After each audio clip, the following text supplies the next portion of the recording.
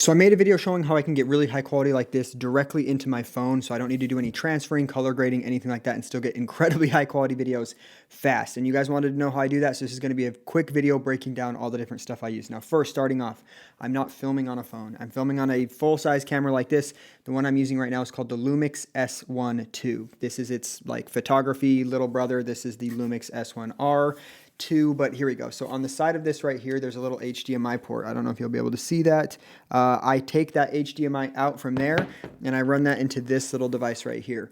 This is called the Atomos Ninja Phone. And what this allows me to do is take that camera signal into here and then run it into my iPhone. As far as I know, it does not work with any sort of Android devices, but it works with my iPhone Air, my iPhone 17 Pro Max, my iPad, like all my different Apple devices except for the computers. Now, from there, I can actually plug my microphone into it. So I'm using a professional XLR mic, but I have a little built-in audio interface. What company is this one by? Oh, this is by Shure.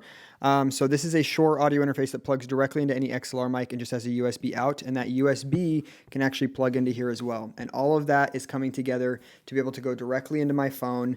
And the reason that I'm using my Lumix cameras over my Sony cameras or any other cameras is because the Lumix has a feature where it's very easy to add the color grading in on the camera.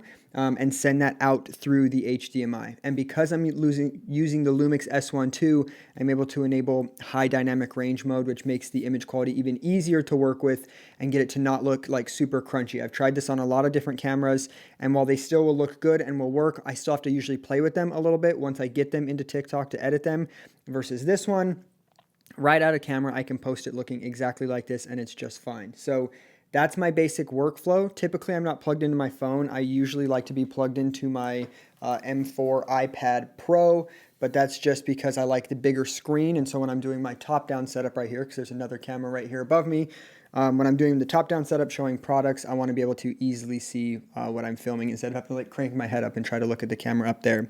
Very often I'm not using this XLR mic, but I'm using just a couple microphones by DJI. These are the DJI Mic 3s, and I'll clip it onto my hat if I need to be able to move around or anything like that. And then from here, I also have my lighting set up in a way where I have two Amaran Verge Max lights, very large lights, and then these two little side lights that I can adjust to look however I want. So right now, it's a little bit more like moody of an image because I have one of them turned off, but if I turn this one on, it's then going to make it more flat of an image that I can use for different things. And sometimes I'll adjust the white balance in camera to give it a warmer or cooler tone. I know this is all nerdy, but y'all said that you wanted to hear it. So here we go. If you guys have any questions about it, let me know in the comments and I'll help you out. Peace out.